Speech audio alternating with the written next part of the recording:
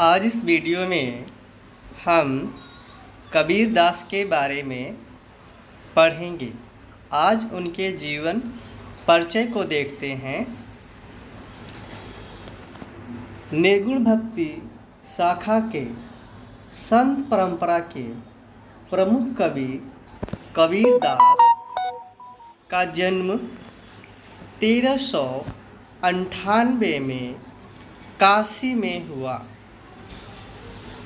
सन 1518 के आसपास मगहर में देहांत। तो सबसे पहले इनके बारे में हम लोग चर्चा कर लेंगे। कबीर दास का जन्म 1398 में काशी में हुआ। कहाँ पे? काशी में। जन्म के उपरांत ही कबीर दास के माँ एवं पिता कबीर दास को एक टोकरे में करके नदी में प्रवाहित कर देते हैं। उस नदी में कबीर दास बहते हुए चले जाते हैं। उनकी रुदन की आवाज़ सुनकर नदी के पास में बैठे दो जुलाहे, जिनका नाम नीरू और नीमा था, नीमू और नीरा, वह जुलाहे थे। नीमा को लगा कि किसी बच्चे की आवाज़ रोने की आ रही है। तब वह नीरू से कहती है कि देखिए, लगता है कि उस टोकरे में कोई बच्चा रो रहा है।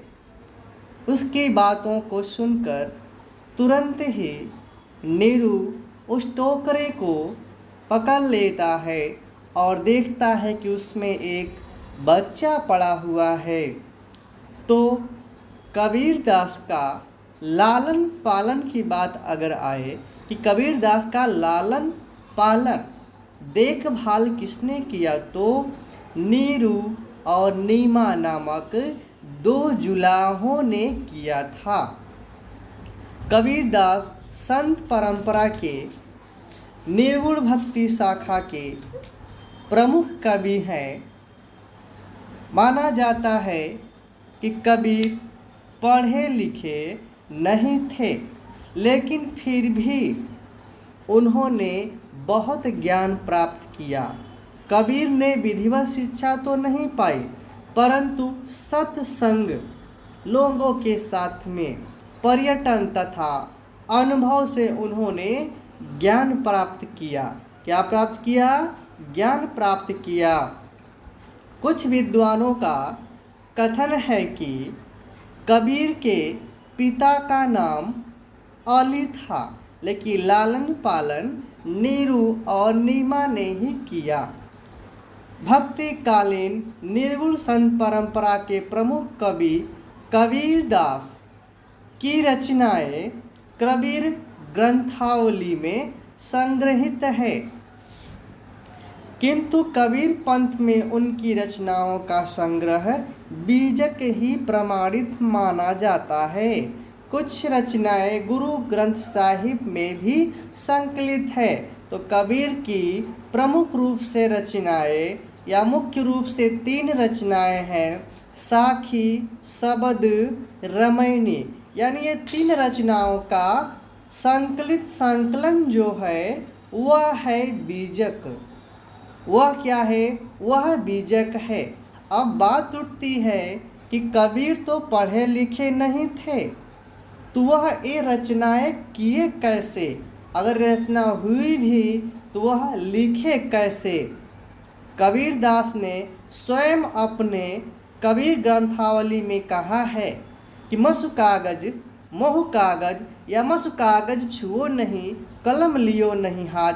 मैंने कभी भी कागज तक नहीं छुआ और मैंने कभी भी कलम नहीं लिया। तो कबीर ग्रंथावली में स्वयं कबीर दास ने इस बात का उल्लेख किया है कि मैं पढ़ा लिखा नहीं हूँ, मसी कागज छुओ नहीं, कलम लियो नहीं हाथ।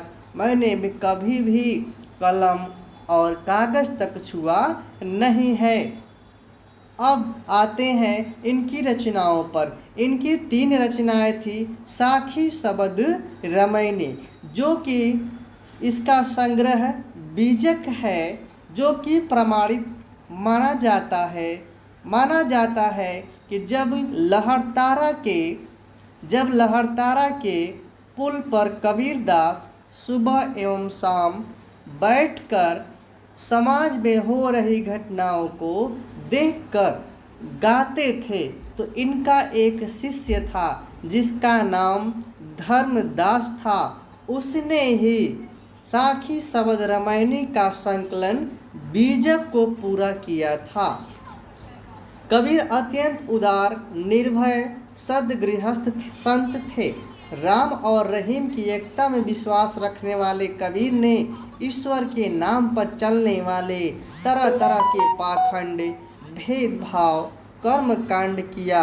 उन्होंने मूर्ति पूजा, ईश्वर पूजा का घोर विरोध किया। लोगों को, समाज को सुधारने का एक अच्छा प्रयास किया। गुरु भक्ति, सत्संग और साधु महिमा के साथ आत्मबोध, जगत बोध की अभिव्यक्ति उनके काव्य में हुई। कबीर की भाषा की सहिष्णुता ही उनकी काव्यात्मक की शक्ति है। कबीर की जो काव्यात्मक भाषा है, अलग अलग विद्वानों ने अलग अलग मत दिया है। श्याम सुंदर दास ने कबीर की भाषा को पंचमेल खिचड़ी नाम दिया। क्या नाम दिया? पंचमेल खिचड़ी। कौन? श्याम सुंदर दास ने कहा कि जो कबीर की भाषा है वह पंचमेल खिचड़ी है। लेकिन अगर देखते हैं आचार्य रामचंद्र शुक्ल को, तो आचार्य रामचंद्र शुक्ल ने कहा कि कबीर की जो काव्यात्मक भाषा है वह भाषा सधुक्कड़ी भाषा है। कौन सी भाषा? उन्होंने कहा कि आचार्य रामचंद्र की जो भाषा है, जिस भाषा में, जिस काव्यात्मक भाषा का प्रयोग उन्होंने किया है वह सधुक्कड़ी भाषा है। लेकिन बहुत सारे विद्वानों ने आचार्य रामचंद्र शुक्ल की कबीर की काव्यात्मक भाषा सधुक्कड़ी को स्वीकार नहीं किया।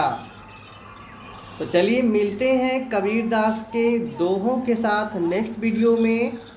Okay, thank you.